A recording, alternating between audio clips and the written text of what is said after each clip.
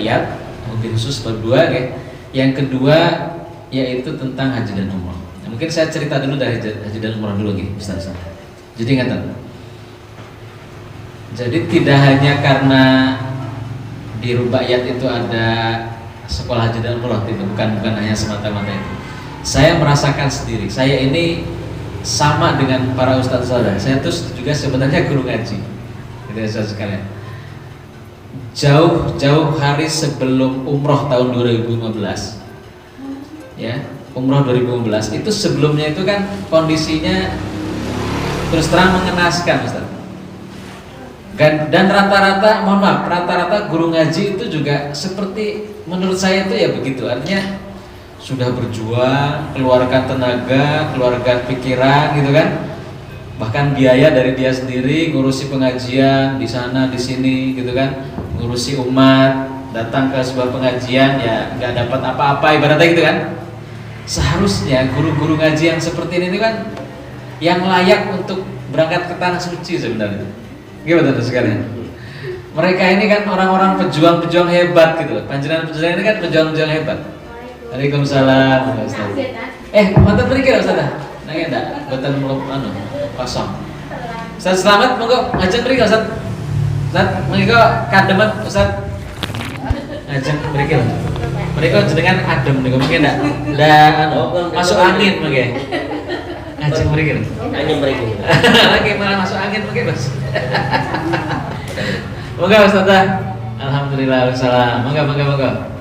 Insyaallah. Oke ya, niki malah tambah semangat, tambah pasukan. Masih ada beberapa yang belum hadir ya Ustaz. Jadi saya ingin sampaikan dulu kenapa sih perlu ada jadi para ustadz itu harus umroh ibaratnya gitu kan, harus umroh. Bukan semata-mata, mohon maaf ya, ini bukan bisnis ya. Saya di sini itu tidak dalam rangka menawarkan biro SAU, bukan. Terus terang kan. Tapi menurut saya sekali lagi, justru yang punya hak paling duluan harus umroh itu justru malah guru ngaji menurut saya. Bukan orang-orang yang, karena gini, guru ngaji itu punya banyak ayahan dakwah. Ada karya-karya di pundak guru ngaji itu. Ada murid ngaji si A, si B, ada kelompok ngaji di satu kampung gitu kan. Mereka itu butuh didoakan. Mereka itu butuh menjadi orang-orang yang dari situ tumbuh kebaikan yang lebih luas. Kalau bukan guru ngaji, berarti kan dia hanya seorang, mohon maaf ya bukan siapa-siapa di rumah, juga hanya sebagai masyarakat biasa gitu kan. Dia tidak punya kegiatan yang lebih seperti guru-guru ngaji seperti ustaz kan. Mereka paling banter ya sebagai pimpinan di sebuah usaha. Dia bertugas hanya sebagai, mohon maaf ya, tapi bukan guru ngaji. Itu ya paling dia kebutuhan umrohnya itu untuk keluarganya saja, untuk dirinya gitu. Dia doa-doanya kemudian seterusnya itu efek daripada umrohnya itu hanya untuk dirinya saja sebenarnya. Paling banter untuk keluarganya saja gitu. Tapi karena guru ngaji itu sudah terlalu banyak kiprahnya, nah justru yang kiprahnya inilah yang latar belakang yang sebenarnya itu yang butuhkan umroh itu malah ustadz. Cuman yang jadi persoalan itu karena terlanjur kebanyakan orang termasuk para guru ngaji pun juga memahaminya sama sebagaimana kebanyakan umroh itu kalau mau umroh ya duit dulu gitu kan. Nah mikirnya begitu, sehingga kemudian sampai sekarang ya guru ngaji yang berangkat umroh juga hanya sedikit. Sebenarnya masalahnya cuma sepele, masalahnya karena belum ada ilmunya gitu aja sebenarnya. Jadi guru ngaji belum ada ilmunya, akhirnya belum berangkat. Nah ini masalahnya di situ. Bukan karena nggak punya uang. Kalau masalah uang itu, insya Allah sih ngikuti sebenarnya. Kalau sudah ilmunya didapat. Nah oleh karenanya, menurut saya ini idenya dari Ustazah Nur Hayati ini luar biasa ya. Jadi guru ngaji harus dapat ilmu haji dan umroh. Dan saya pastikan haji dan umroh itu bukan semata-mata ibadah saja. Jadi kan gini, yang penting nih, saya ingin sampaikan. Ustaz-ustaz kan sering dengar atau mungkin bahkan terucap juga dalam kata-katanya kita ya, dalam para guru. Ustaz tolong ya saya doakan, saya ingin banget berangkat ke tanah suci, ingin umroh kan gitu ya, gitu. Sering mengatakan itu Bang. Kemudian kalau yang sudah berangkat umroh itu alhamdulillah Ustaz, saya sudah berangkat, kemarin saya sudah di depan Ka'bah bisa sholat, saya bisa doa, saya juga bisa mencium Hajar Aswad, saya juga bisa nempel di Ka'bah. Ngoten niku. Kalimat itu alhamdulillah sebuah kebahagiaan, dan ada keinginan berangkat umrah itu satu kebahagiaan. Tapi ingat, umrah itu bukan tujuan akhir.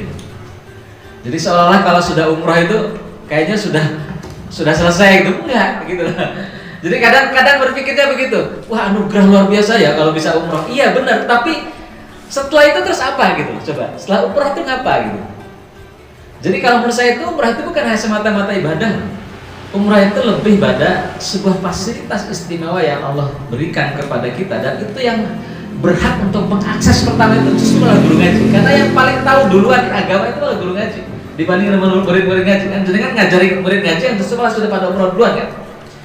Sementara kita yang punya akses terhadap agama yang lebih dulu itu malah belum mendapatkan akses yang langsung terhadap tanah suci. Menurut saya, ya, dan para ustadz-ustadz saya gitu ya, haji dan umrah itu bukan semata-mata ibadah, tapi fasilitas dari Allah, gitu ya sekalian, yang menjadikan kita itu dengan haji dan umrah itu kita bisa menjadi memanfaatkan itu sebagai sekolah kehidupan. Saya mungkin lebih mengatakan ini, umrah dan haji itu adalah sekolah kehidupan. Karena kenapa? Kalau sudah terkait dengan umrah dan haji dikatakan sekolah kehidupan, enggak sadar. Jadi kalau kita itu sudah umrah dan haji ya sekalian, atau bisa melaksanakan umrah dan haji, itu efeknya itu banyak. Kalau kita tahu ilmunya tapi banyak. Kalau tidak hanya sekedar umrah saja sebagai ibadah banyak. Itu kalau sepulang umrah dan haji, maka kita akan bisa mendapatkan pengkabulan doa yang luar biasa. Kita bisa berkembang dalam banyak hal. Jenengan minta supaya ilmunya panjenengan berpuluh-puluh kali lipat dari sekarang, itu bisa dengan umrah. Jenengan akan minta fisiknya jenengan, kita lebih baik daripada fisiknya saat ini dari sisi kesehatan ya, itu bisa. Jenengan minta finansial, rezeki yang saat ini baru segini misalnya, minta kepada Allah bisa lebih banyak lagi, itu juga bisa, gitu loh. Jenengan saat ini karyanya baru bisa mengelola 1-2 majelis taklim, tapi jenengan minta misalnya punya pondok pesantren, misalkan gitu kan, kemudian mendirikan sebuah institusi pendidikan yang dimana kita mengkader guru-guru ngaji. Kita tidak hanya sekedar membuat majelis taklim, tapi membuat guru-guru ngaji yang dari situ guru ngaji itu bikin majelis taklim yang banyak gitu. Dan kita adalah inisiatornya, sangat bisa sekali. Jadi lebih pada apa ya? Lebih pada tadi sekolah kehidupan menurut saya umrah itu. Dari umrah, mohon maaf ya, dari umrah kita bisa lebih tahu sholat yang benar. Dari umrah dan haji kita lebih tahu lagi tentang sedekah yang sesungguhnya itu seperti apa gitu loh. Lebih tahu lagi cara bersyukur yang baik itu seperti apa. Jenengan pernah dengar gak kalimat ini? Saya baru saja menyadari gitu, bahwasannya ada kalimat dalam umrah itu kan gini. Inna sofa, ayat Quran ya, wal marwata min sya'airillah, faman hajjal baiti aw ya'tamara fala junaha alaihi ayyatawafa bihima wa man tatawwa'a khairan fa innallaha syakirun alim. Kalimat terakhir, wa man tatawwa'a khairan fa innallaha syakirun alim. Barang siapa menjadi mutatawwi'nya Allah, menjadi sukarelawannya Allah. Siapa sukarelawannya Allah itu? Sukarelawannya Allah itu adalah orang-orang yang membantu Allah untuk kebaikan orang lain. Membangunkan masjid, mendoakan orang lain, mendidik orang lain, gitu kan? Kemudian mendoakan orang tua kita, mendoakan istri kita, suami kita, anak-anak kita, tetangga kita. Itu sukarelawan, Pak. Dan itu hanya bisa dilakukan salah satunya itu oleh orang-orang yang umrah dan haji, saudara sekalian. Gitu. Jadi kalimatnya itu fa innallaha syakirun alim. Sesungguhnya itu Allah Maha mensyukuri siapapun orang yang berbuat baik. Nah, istilah ini Ustaz sekalian, ini ternyata berarti kalau begitu kita itu bisa memaknai syukur itu lebih daripada selama ini yang kita pahami. Coba Ustaz, menurut panjenengan yang dimaksud dengan syukur itu gimana? Berterima kasih.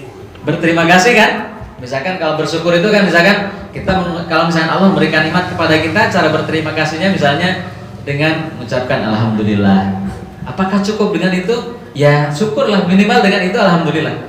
Tapi itu baru level pertama Ustaz, ya kan? kita berterima kasih kalau misalnya gini Ustaz, jenengan diberikan hadiah oleh Ustazah Nurhayati, hadiahnya berupa kerudung, maka cara berterima kasihnya adalah dengan ucapan makasih ya Ustazah, kan gitu kan? Itu level pertama loh. Kalau ingin Ustazah Nurhayati ingin lebih senang lagi, itu berikutnya itu tidak hanya seperti itu, dipakai itu kerudungnya di depan Ustazah Nurhayati, ya kan? Dipakai dalam pada saat berbuat baik. Kalau dipakainya dalam saat maksiat pasti nggak senang, gitu. Betul ya? Itu level kedua Ustazah. Jadi kalau misalkan Allah sudah berikan rezeki, maka kita pakai semua anggota badan yang Allah berikan, rezeki yang Allah berikan untuk kebaikan sehari-hari, bukan untuk maksiat. Allah pasti senang. Itu level kedua. Tapi ada level ketiga, rasa syukur yang luar biasa, level ketiga. Itu jauh lebih baik. Pernah nggak kita berpikir misalkan, kita kan sudah mendapatkan kenikmatan dilahirkan dari kedua orang tua kita yang sangat menyayangi kita. Pernah nggak kita berpikir memberikan balasan yang lebih banyak dari apa yang beliau berdua itu melakukan terhadap diri kita? Karena kita pikir nggak mungkin, gimana caranya, betul ya? Kata Iwan Fals katanya kalau memberi nggak mungkin, nggak bisa terbalas gitu kan, katanya gitu kan, nggak mampu terbalas kan lagunya gitu ya. Kata Iwan Fals itu salah. Bisa kita membalas kedua orang tua kita dengan cara apa? Dengan cara kita mengumpulkan pahala sebanyak-banyaknya sampai surplus, karena surplusnya itu kemudian pindah pahalanya itu sampai kepada kedua orang tua kita. Itu cara berbuat baiknya, salah satunya begitu. Gara-gara amal soleh kita, orang tua kita pun juga bisa masuk surga, gitu. Itu cara mensyukuri. Misalkan gini, pernah gak kita berpikir mensyukuri nikmat Allah karena kita pernah diajari oleh seorang guru kita pada saat SD. Kita terngiang-ngiang banget seorang guru SD terhadap diri kita. Sampai saat ini pernah gak berpikir misalkan mensyukuri nikmat karena pernah diajari oleh ustadz atau guru kita waktu di SD, dan kita memberikan ucapan terima kasih yang luar biasa kepada guru SD kita. Kan paling banter kita hanya sekedar ngasih kado, ya enggak? Atau kemudian ucapan senyum, atau kemudian makasih ya Gus, Bu guru dulu panjenengan jadi guru saya. Lebih dari itu pernah nggak? Kan mungkin nggak pernah kan? Ya, maka kemudian salah satu caranya kita tunjukkan ilmu yang beliau berikan itu kemudian kita kembangkan seluas-luasnya gitu kan. Syukur bisa menjadi harta ya, atau kalau toh tidak paling tidak ilmunya itu berkembang terus, itu pasti pahalanya itu sampai kepada beliau. Misalnya persepsi dan penguasaan gurunya dulu sebelum murid merasa kan gini, murid rubaiyat itu kan tema utamanya kita membuat orang bisa baca Al-Quran dengan cara lebih mudah, kan gitu ya, dengan cara lebih mudah dan lebih cepat, syukur bisa menyenangkan, kan gitu ya. Sekali lagi ya, judul daripada belajar kita itu ini membuat murid ngaji itu merasa berpersepsi bahwasanya belajar ngaji itu adalah mudah, cepat, syukur, menyenangkan. Ngerti nggak ya saudara sekalian? Nah, maka persepsi itu harus ada dulu dalam diri kita. Kalau dalam guru ngaji itu merasanya kok masih kayaknya kok susah banget ya rubaiyat, ya itu selamanya juga nggak akan bisa membuat murid ngaji itu bisa mudah. Itu saudara. Jadi ada persepsi. Nah, pertama persepsinya gini, kalau kita bagi metode rubaiyat itu saudara sekalian, itu ada 4 bab kan ya. Kita bikin mudah. 4 bab itu orang bisa baca Quran itu. Pertama, kita bikin murid ngaji itu bisa baca huruf dulu. Kan gitu kan? Yang penting bisa baca huruf dulu. Kemudian dengan target baca hurufnya itu baca huruf ketika Al-Quran itu di halaman manapun dirangkai. Jadi ketika itu di tahap pertama. Jadi tahap pertama murid bisa baca huruf di halaman manapun Al-Quran. Gitu. Monggo Ustazah, alhamdulillah ya, tambah lengkap. Dari Jogja teman saya. Oh, masya Allah, monggo Ustazah. Ngaceng mriki, depan sini. Alhamdulillah. Oke. Ini kosong. Ikut acara ini juga atau? Iya. Alhamdulillah. Oke. Baik, kita lanjut ya. Jadi yang pertama tadi ya, jadi kita mentarget murid kita itu bisa membaca huruf dengan lebih mudah dalam jangka waktu 1 jam kira-kira, atau paling banter molor-molornya karena ini adalah bab yang paling penting itu di 2 jam.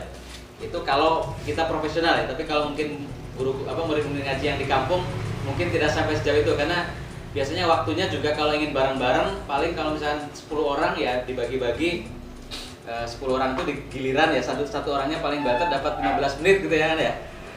Kalau bareng-bareng kecuali nah itu beda lagi. Tapi kalau sendiri-sendiri ya waktunya walaupun 1,5 jam kalau dibagi-bagi paling cuma 15 menitan gitu ya. Nah itu yang pertama. Nah setelah bisa membaca huruf gitu ya, baru kemudian dibunyikan a i u an in un tasdid sukun, gitu kan? Jadilah kata, gitu saja.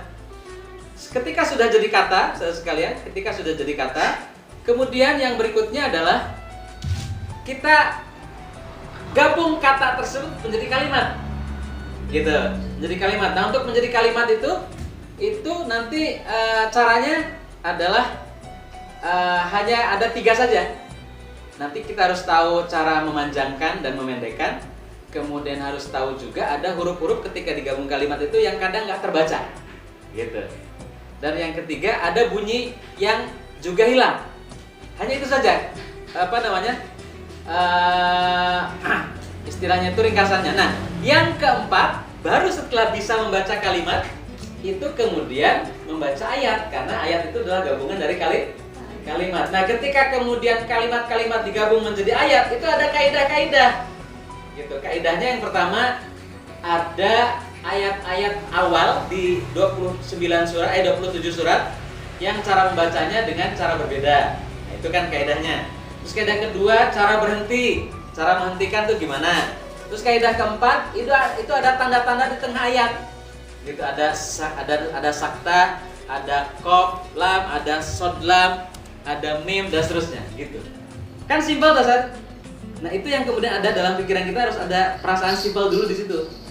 Gitu. Nah, nanti berikutnya lagi baru masuk bab 2. Nah, kan ketika sudah bisa baca ayat seperti ini dengan hurufnya gitu kan. Ta, ba, ta gitu kan. Ya, dal, alif, alif, ba, ya, lam, ha dan seterusnya dia sudah bisa baca seperti itu.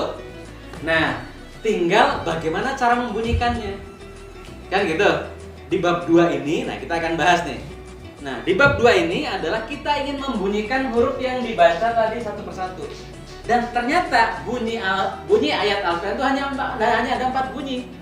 Nah, ini gitu semua. Hanya ada 4 bunyi, yaitu a i u, an in un, tasdid, sukun. Hanya itu saja. Sekali lagi saudara. Jadi kan simpel kan kalau kita pikirnya gitu ya. Yang pertama apa Pak? Saudara sekalian? A i u terus an in un, tasdid, sukun, hanya itu saja. Kalau murid bisa mengaplikasikan huruf ini dibaca a i u an in un tasdid sukun, maka itu sudah lebih mudah lagi lah, insyaallah. Dan untuk mengaplikasikan bab kedua ini jauh lebih mudah daripada bab pertama. Itu sebenarnya saudara sekalian. Nah, sekarang kita akan coba misalkan kita sekarang a i u. A i u itu kan gampang banget kan? Yang penting kita sampaikan ini coret atas vokal A, ini coret bawah vokal I, angka 9 tidur kecil vokal U, maka ini ba atau B dikasih vokal A menjadi ba, dikasih vokal I menjadi B, dikasih vokal U menjadi Bu, gitu kan? Kemudian ini berarti dibaca gimana? Baba terus bibi terus bubu terus babi bu babi bu. Murid dituntun gitu dulu. Coba sekarang yang kedua. Ya, yi, yu, ya, yu. Nah, kalau murid sudah bisa membaca begitu, Ustazah. Nah, kan sudah dipastikan 2 baris bisa tuh. Yuk, kalau sekarang bacanya pakai lagu saja lah, gitu kan, biar lebih tanpa terasa gitu. Ajak pakai lagu kalau Ustazah suka nyanyi. Kalau Ustazah nggak suka nyanyi, berarti jangan, gitu kan. Jangan paksakan, nanti malah mengganggu muridnya. Aneh tawain. Malah mengganggu muridnya, suaranya kok piye gitu kan misalnya. Gitu ya. Nah, kan lagunya baba bibi bu gitu kan. Babi bu ya yi yu. Coba sama-sama. Ya yi dari awal. Ya, monggo. 1 2 3. Babi bu terus babi bu ya yi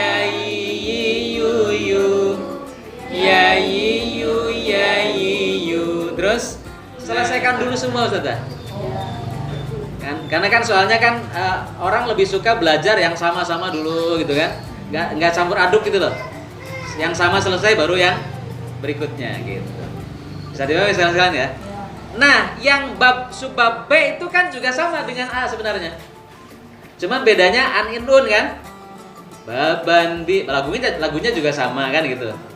Gitu. Terus kemudian yang bawahnya juga sama, 3 kalimat, 3 kata.